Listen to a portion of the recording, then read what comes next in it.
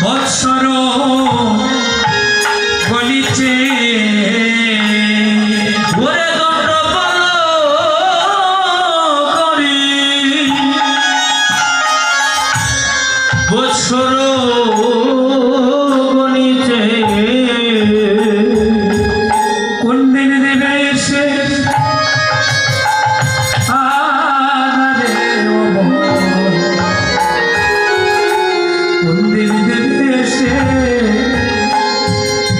এসে আনা তোমারে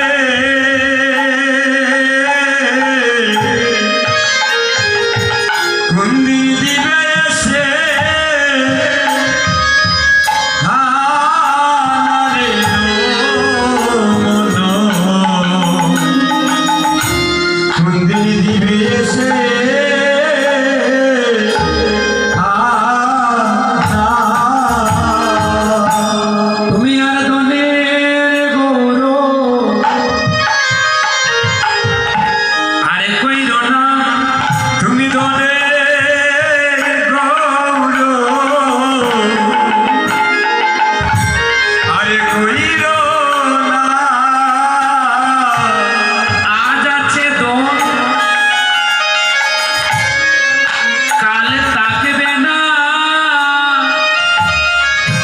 তুমি আর দুনিয়ার গুরু আরে কইর না হইয়া যাচ্ছে তো খালা থাকিবে না রে দনের গৌর তুমি আর কইর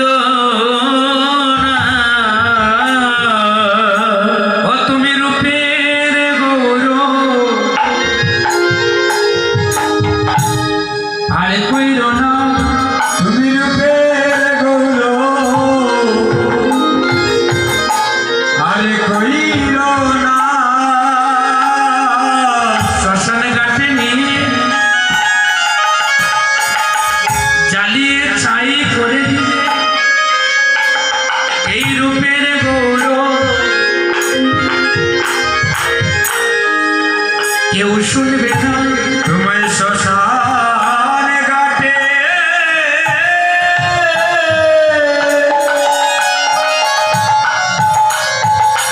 নিয়ে চাই করিবে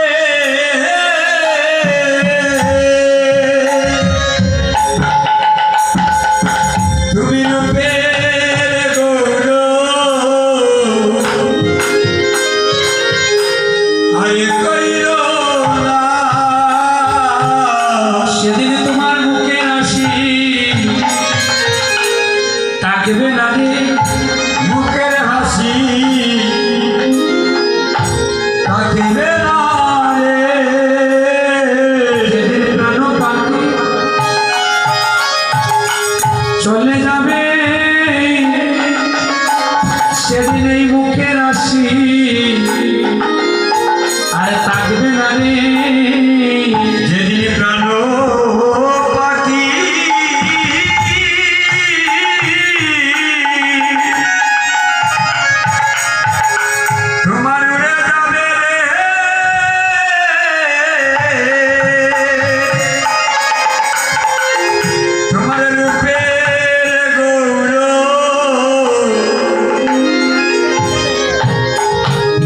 সেদিন থাকিবে না রে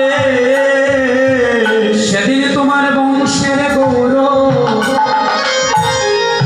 কেউ শুনবে না সেদিন বংশের গৌরব ওরে কেউ শুনবে না রে তোমায় শ্মশান ঘাটে নিয়ে জ্বালিয়ে ছাই করে দিবে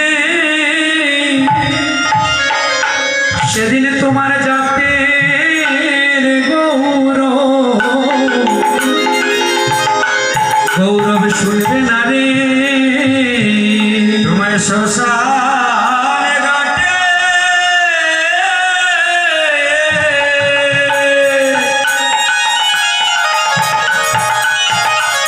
নিয়ে ছাই করিবে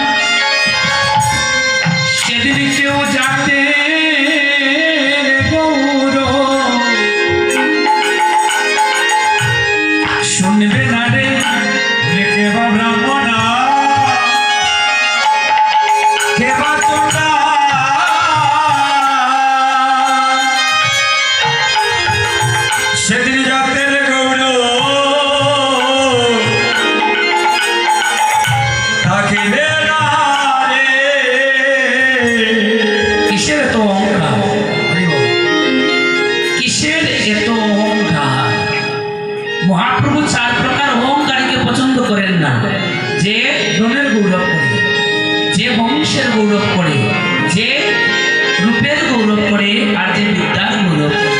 এই চার প্রকার অহংকারীকে মহাপ্রভু পছন্দ করেন। তারা ভজনবাদী, এজন্য জনমে জনমে গৌর চরণে ভজনবাদী। তাই আমাদের কিসের এত অহংকার, কিসের এত গৌরব?